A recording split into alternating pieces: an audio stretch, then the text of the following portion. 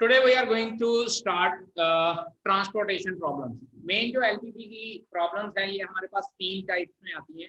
First one is guide problem, second one is manufacturing problem and third one is transportation problem. अब transportation problem के ऊपर base हमारे पास एक example number 11 है, page number 523, और इसके साथ के साथ पेज नंबर 527 पर एक क्वेश्चन नंबर 7 है और क्वेश्चन नंबर 6 है. ये दोनों ट्रांसपोर्टेशन प्रॉब्लम्स के ऊपर बेस हैं. अब बेटा जी इस ट्रांसपोर्टेशन प्रॉब्लम में हमारे पास याद रखिएगा कि ट्रांसपोर्टेशन प्रॉब्लम का जो क्वेश्चन होता है वो हमेशा से हमारे पास होता है कि we have to reduce the transportation cost या we have to minimise the transportation cost. ठीक है जी. Now let us start example number 11 page number 523 के ऊपर. अब इस एग्जांपल में ये कहा हुआ है कि there are two factories located, one at place P and second at place Q.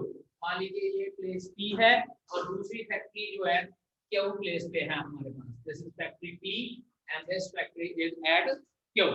ठीक है जी. अब इस फैक्ट्री से हमारे पास क्या है, तीन गोडाउन या तीन लोकेलिटीज में जो सामान या कमोडिटी जानी है. There are two factories located, one at place P and other at place Q. From these locations, a certain commodity is to be delivered to each of the three depots situated at A, B and C.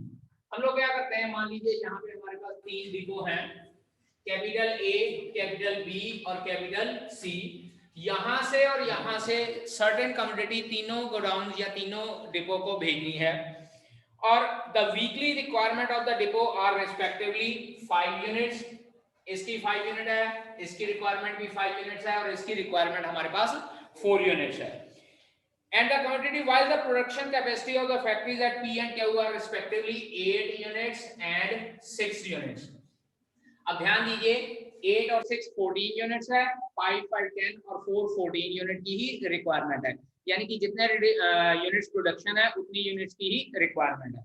After that the transportation cost per unit is given below in the table.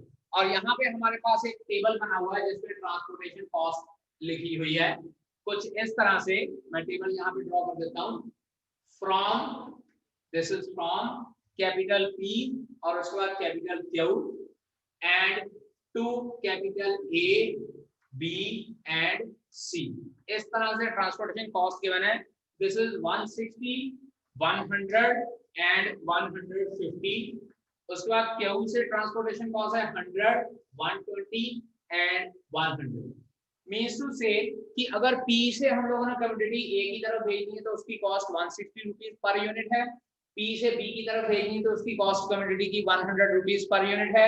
And then P to C is rupees 150 units per unit. And then from Q to A is 100 rupees, Q to B is 120 rupees and Q to C is again rupees 100 per unit. Transportation cost दी हुई है. अब हम लोगों को ये question में पूछा गया है how many units should be transported from each factory to each depot in order that the transportation cost is minimum. मतलब P से और Q से इन डिपोज को कितनी कितनी कमोडिटी सेंड करनी चाहिए so that कि इनकी ट्रांसपोर्टेशन कॉस्ट मिनिमम हो जाए. अब इस क्वेश्चन को देखिए स्टार्ट किस तरह से करते हैं.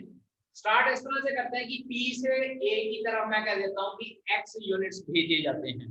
ठीक है जी.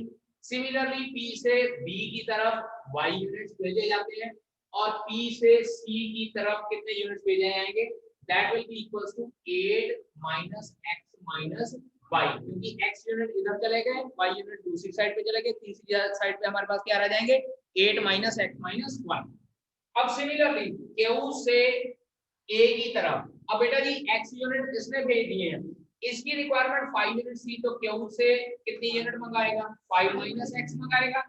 सिमिलरली Q से B की तरफ Y यूनिट यहाँ से आ गए हैं तो यहाँ पे इसकी रिक्वायरमेंट क्या हो जाएगी 5 माइनस Y. और Q से C की तरफ, अब देखिए C की रिक्वायरमेंट हमारे पास 4 यूनिट्स थी तो यहाँ से क्या हो जाएगा 6 minus 5 minus X plus 5 minus Y. इस तरह से हम लोग इसकी डिस्ट्रीब्यूशन करते हैं. अब साथ के साथ हमारे पास क्या हो जाता है, बेटा आप अपनी सीट चेंज करके आगे आ जाओगे. अब साथ के साथ हमारे पास क्या होता है, यहाँ पे हम लोगों को ट्रांसपोर्टेशन कॉस्ट भी दी हुई है. नाउ सी हियर P से A की तरफ जाने के लिए रुपीज 160 है, P से B की तरफ भेजने के लिए रुपीज 100, देन P से C की तरफ भेजने के लिए हमारे पास कॉस्ट कितनी रुपीज 150। आफ्टर दैट Q से A की तरफ जाने के लिए रुपीज 100, देन Q से B की तरफ जाने के लिए रुपीज 120 और Q से C की तरफ जाने के लिए रुपीज कितना है हमारे पास अगेन 100 रुपीज। ठीक है जी। अब ये तो हमारे पास जो डिफरेंट कंस्ट्रेंट्स हैं, कल मैंने डिफाइन किया था कि जो कंस्ट्रेंट्स हम लोगों को गिवन है उसके अकॉर्डिंगली हम लोगों ने सिंपल एक चीज बना ली है। अब यहाँ से हम लोग लीनियर इनइक्वालिटीज बनाएंगे। अब लीनियर इनइक्वालिटीज क्या बनेगी बताइए। सबसे पहले तो लीनियर इनइक्वालिटी बनेगी 5 - x should be greater than equals to 0। Check कीजिए। सबसे पहले हम लोग लिख लेते हैं x greater than equals to 0। मतलब क्या है कि P से A की तरफ कुछ क्वांटिटी जाती है या नहीं जाती है। इसके बाद similarly y greater than equals to 0। ठीक है जी, ये टर्म भी ग्रेटर देन इक्वल्स टू 0 हो जाएगी। तीसरी टर्म हमारे पास होगी 8 - x - y is greater than equals to 0। और इसको जब सॉल्व करते हैं तो हम लोग कह देते हैं कि x + y less than equals to 8। तीन लीनियर इनइक्वालिटीज हमारे पास यहां से बन गई। उसके बाद नेक्स्ट लीनियर इनइक्वालिटी यहां से बनती है हमारे पास 5 - x should be greater than equals to 0 or we can say that x less than equals to 5. Then 5 - y greater than equals to 0, तो हम लोग ये कह सकते हैं y less than equals to 5. After that this last one 6 - 5 - x minus 5 minus y। और बेटा जी जब इसको सॉल्व करते हैं तो ये हमारे पास आ जाता है 6 - 10 plus x plus y greater than equals to 0 or we can say that x plus y is greater than equals to 4। तो हमारे पास डिफरेंट लीनियर इनइक्वालिटीज जो बनती हैं, एक बनती है x greater than equals to 0 y greater than equals to 0, second बनती है x plus y greater than equals to 8, third one x less than equals to 5, fourth one y less than equals to 5 and fifth linear inequality जो बनती है that is x plus y greater than equals to 4। ठीक है जी। Now objective function, objective function का मतलब होता है कि उसको हम लोग z से डिनोट करते हैं। z is equals to, z क्या हो जाएगा कॉस्ट हो जाएगी। अब कॉस्ट क्या हो जाएगी, सबसे पहले x मल्टीप्लाई बाय 160 क्योंकि जो a से b की तरफ की कॉस्ट है 160 रुपीस है। उसके बाद दूसरी कमोडिटी हमारे पास क्या हो जाएगी 100 into y। ठीक है जी। थर्ड कमोडिटी थी हमारे पास 8 - x - y, तो उसका कॉस्ट हमारे पास 150 रुपीस है, तो उसको हम लोग क्या लिखेंगे प्लस 150 into 8 - x - y। ये तो टोटल कॉस्ट हो गई a से p से a b और c की तरफ जाने की। इसके बाद प्लस q से a b c की तरफ जाने के लिए। अब q से a की तरफ जाने के लिए 100 है, सो 100 into 5 - x plus 120 into 5 - y plus 100 into third one was x plus y minus 4, तो into x plus y minus 4। और जब हम लोग इसको सॉल्व करते हैं तो बेटा जी सारा कुछ सॉल्व करने के बाद हमारे पास आ जाता है 10x minus 70y plus 1900, 10x minus 70y plus 1900। तो ये हमारे पास objective function z is equals to आ जाता है। अब इसके बाद हम लोगों ने ग्राफ ड्रॉ करना है, कॉर्नर पॉइंट्स फाइंड आउट करने हैं और उसके बाद ट्रांसपोर्टेशन कॉस्ट को मिनिमाइज करना है। ठीक है जी। Now let us draw the graph of these inequalities. This is x axis and y axis, x dash x, this is y and y dash. अब यहाँ पे चेक कीजिए क्लियरली सारी इनइक्वालिटीज 1 2 3 4 5 के आसपास हैं, तो हम लोग यहाँ पे डिफरेंट यूनिट्स ले लेते हैं 2 4 6 या ऐसे कर लेते हैं 1 2 3 4 5 भी ले लेते हैं। ठीक है, डिफरेंट यूनिट्स 1 2 3 4 5 ले लेते हैं 1 2 3 4 5 6। ठीक है जी। सिमिलरली y एक्सिस पे 1 2 3 4 5 and 6। Now different inequalities was x greater than equals to 0, y greater than equals to 0। बेटा x greater than equals to 0, y greater than equal to 0 का मीनिंग होता है फर्स्ट क्वाड्रेंट, अंडरस्टैंड। इसके बाद हमारे पास inequality है x plus y is less than equals to 8। First one is x plus y less than equals to 8, second one x plus y greater than equals to 4, next x less than equals to 5 and next y less than equals to 5। अब यहाँ पे इसको let x plus Y is equals to 8 consider कर लेते हैं और table जब हम लोग ड्रॉ करेंगे दिस इज x y 0 8 और 8 और 0 ऐसे करते हैं। वैल्यू दूसरी ले लेते हैं, x की वैल्यू ले लेते हैं 4, y की वैल्यू भी 4 आ जाएगी और x की वैल्यू लेट अस कंसीडर 3 लेते हैं तो y की वैल्यू 5 आ जाएगी। And from here x plus y is equals to 4 consider कर लेते हैं लेट, देन टेबल ड्रॉ करते हैं, it will be equals to x y 0 4 and 4 0। ठीक है जी। तो पहला पॉइंट है हमारे पास 4,4 अप्रोक्सीमेटली यहां पे हो जाएगा and second point is 3,5, so 3,5 point will B this one. Straight line हम लोग ड्रॉ करते हैं इस तरह से and this is x plus y less than equals to 8। ठीक है। इसके बाद second graph x plus y greater than equals to 4, this is 0,4 and this is 4,0। इसको ज्वाइन करते हैं हम लोग, this is x plus y greater than equals to 4। After that हमारे पास है एक x less than equals to 5, x less than equals to 5 line हमारे पास ये हो जाएगी एंड सेकंड लाइन इज 5 हमारे पास हो जाएगा y less than equals to 5। अब बेटा जी हमारे पास डिफरेंट कॉर्नर्स आ गए हैं। Now we need to find out the corner points. First one this one, second, third, fourth, fifth और ये सिक्स्थ। 6 कॉर्नर पॉइंट्स आते हैं। अगर हम लोग फाइंड आउट करना चाहें ये 6 कॉर्नर पॉइंट्स, क्योंकि शेडिंग जब हम लोग करते हैं तो शेडिंग हमारे पास ये आ रही है, चेक कीजिए, this is the shading only in the first quadrant. Corner points and z कितना था हमारे पास 10x minus 70y plus 1900। ठीक है जी। अब यहाँ पे देखिए मैं डिफरेंट कॉर्नर पॉइंट्स लिख रहा हूं। एक मेरे पास है 0,4, दूसरा कॉर्नर पॉइंट है 0,5, थर्ड एक ये कॉर्नर पॉइंट है 4,0, फोर्थ कॉर्नर पॉइंट हमारे पास आ जाता है दैट इज 5,0। अब इसके बाद एक ये कॉर्नर पॉइंट है और एक ये कॉर्नर पॉइंट। ग्राफ से आप लोगों को इजीली पता चल जाएगा कि ये कॉर्नर पॉइंट्स कौन से हैं। अगर आप लोगों को ग्राफ से पता नहीं चलता है then you have to find out the points by elimination method, 10th class linear inequality. एक ये x की वैल्यू 5 थी और ये है x plus y equals to 8। अगर x की वैल्यू 5 पुट करते हैं तो y की वैल्यू आ जाती है 3, तो this point will be 5,3। Check कीजिए 5,3 पॉइंट। इसी तरह से यहाँ पे y की वैल्यू 5 है और ये x plus y equals to 8 वाली लाइन को कट कर रहा है, देन इट विल बी 3,5। तो कॉर्नर पॉइंट्स हमारे पास इस तरह से ये 6 कॉर्नर पॉइंट्स आ जाते हैं। ठीक है। अब इसके बाद ये सारे के सारे कॉर्नर पॉइंट्स z फंक्शन में पुट करने हैं आप लोगों ने। फर्स्ट वन इज 0,4 और जब 0,4 इसमें पुट करते हैं ये 0 हो जाएगा, दिस विल बी 240, 1900 में से 280, यस 1900 में से 280 माइनस करते हैं तो हमारे पास आ जाता है 1620। 1620 will be the answer. After that 0,5 again 0 और ये 350, 1900 में से 350 माइनस करते हैं तो हमारे पास आ जाता है 1550। आफ्टर दैट 4,0 दिस इज 4, ये 0 40 इसमें ऐड हो जाएगा 1940।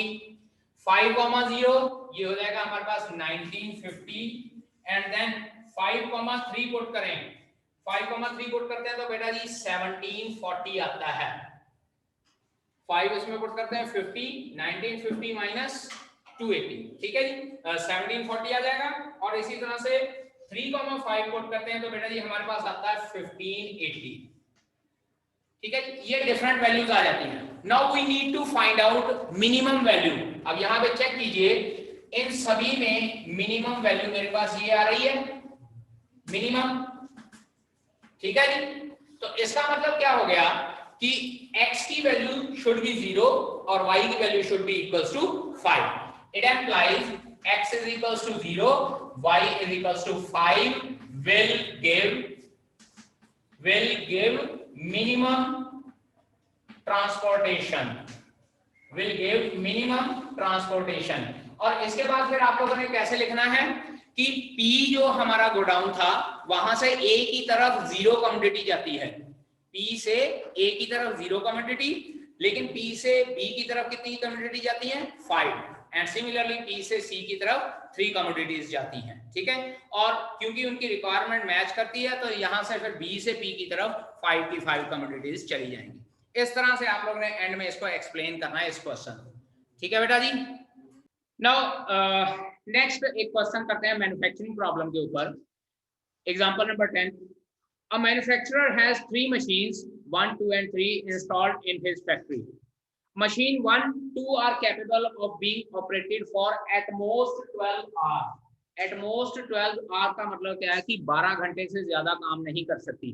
तो यहाँ पे जब हम लोग लीनियर इनइक्वालिटी लगाएंगे तो लेस देन इक्वल टू का साइन लगाएंगे। Whereas machine 3 must be operated for at least 5 hours a day. At least 5 hours मतलब कम से कम 5 घंटे। तो इसमें हम लोग क्या करेंगे, ग्रेटर देन इक्वल टू का साइन लगाएंगे, ठीक है जी। Now the manufacturer produces only 2 items, capital M and capital N, each requiring the use of all the 3 machines. तीनों machines की जरूरत है।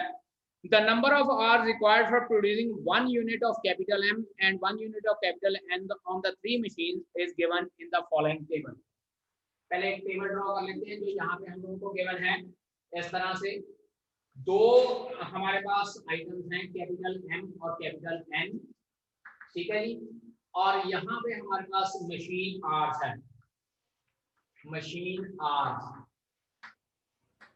ठीक है जी। साथ साथ में बेटा लिखते जाइए आप लोग, first machine, second and then third machine. अब जो कैपिटल M है इसको 1 आवर फर्स्ट मशीन के लिए चाहिए, 2 आवर सेकेंड मशीन के लिए और 1 आवर थर्ड मशीन के लिए। जो कैपिटल N है इसका similarly respective time is given in the table. She makes a profit. The manufacturer make profit of rupees 600 and 400 on the items capital M and capital N. How many of each item should the manufacturer produces as to maximize his profit? Maximize करना profit, यानी कि Z function हमारा क्या हो जाएगा, profit function हो जाएगा, ठीक है जी। What will be the maximum profit? अब यहाँ पे maximum profit भी find out करना है। Let number of units produced of capital M is equals to X और number of units produced of capital N is equals to Y, ठीक है जी। given that अब यहाँ पे ये कहा गया है कि मशीन 1 है, ठीक है, X प्लस Y या x plus 2y less than equals to 12। मतलब क्या है कि फर्स्ट मशीन जो है वो मैक्सिमम 12 घंटे के लिए काम करती है, सेकंड मशीन भी मैक्सिमम 12 घंटे के लिए काम करती है और जो थर्ड मशीन मिनिमम 5 आवर्स के लिए उसको चलाना है।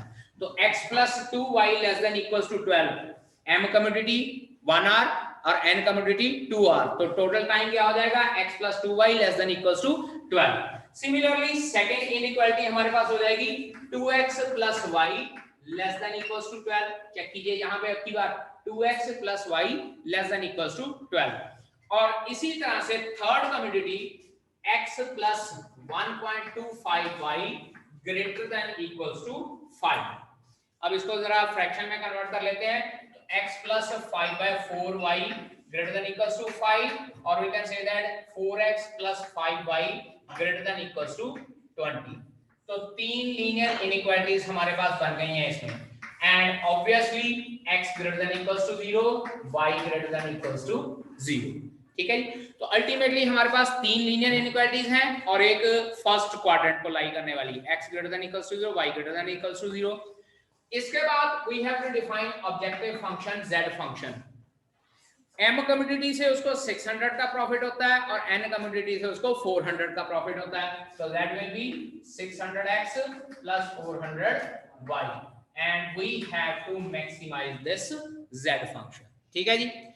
चलिए ड्रॉ कीजिए इसका ग्राफ। अब ये तीनों लीनियर इनइक्वालिटीज का ग्राफ ड्रॉ कीजिए और फटाफट इसके कॉर्नर पॉइंट्स फाइंड आउट कीजिए। Now as we draw the graph of these inequalities, 0,6 पहला ये हो जाएगा and then 12,0 this one, So join these 2 points. So this is first linear inequality, x plus 2y less than equals to 12. ठीक है जी. Second one is 0,12. ये हमारे पास हो जाएगा this point, and second is 6,0 this point. इसको join करते हैं. This is 2x plus y less than equals to 12, and then last one 0,4 ये point और 5,0 ये पॉइंट, इसको ज्वाइन करते हैं. And this linear inequality is 4x plus 5y greater than equals to 20. और शेडिंग हमारे पास ये वाली बनती है, चेक कीजिए. ठीक है जी. तो कॉर्नर पॉइंट्स इसके हमारे पास आ जाते हैं. First one is this one, ये कॉर्नर पॉइंट था 0,4. सेकंड कॉर्नर पॉइंट ये है 0,5. थर्ड कॉर्नर पॉइंट यहां से आएगा 5,0. This is 0,6. ठीक है जी. 5,0. This corner point is 6,0. और ये कॉर्नर पॉइंट को तक दो लीनियर इनइक्वालिटीज हैं हमारे पास. एक 2x plus y less than equals to 12 और एक x plus 2y less than equals to 12. इसको जब हम लोग सॉल्व करते हैं तो हमारे पास कॉर्नर पॉइंट्स 4,4 आ जाते हैं. ठीक है जी. इसके बाद corner points and z function. अब z फंक्शन क्या था हमारे पास 600x plus 400y. Corner points हमारे पास क्या क्या है, चेक कीजिए. 0,4, देन 0,6, उसके बाद 5,0, then 6,0 and then 4,4. 5 corner points आए हैं. अब 5,0 सबसे पहले हमारे पास है 0,4. इसके अकॉर्डिंगली आंसर आता है 1600. 0,6 के अकॉर्डिंगली आंसर आता है 2400. 5,0 के अकॉर्डिंगली 3000. 6,0 के अकॉर्डिंगली हमारे पास आता है 3600. एंड 4,4 इसमें पुट करते हैं 2400 प्लस 1600. This is 4000. अब तो तक चेक कीजिए मैक्सिमम प्रॉफिट हमारा कहां से आया है, 4,4 से. So this will be maximum profit. अब जैसे ही हमारे पास ये मैक्सिमम प्रॉफिट आता है तो it means we are going to say that कि x की वैल्यू 4, y की वैल्यू 4. तो इसका मतलब क्या हो जाएगा, हमारे पास m जो आइटम्स हैं उसके 4 यूनिट्स प्रोड्यूस करने हैं, n आइटम्स जो हैं उसके भी 4 यूनिट्स प्रोड्यूस करने हैं, so that the manufacturer can get maximum profit. ठीक है बेटा जी, नोट कर लीजिए.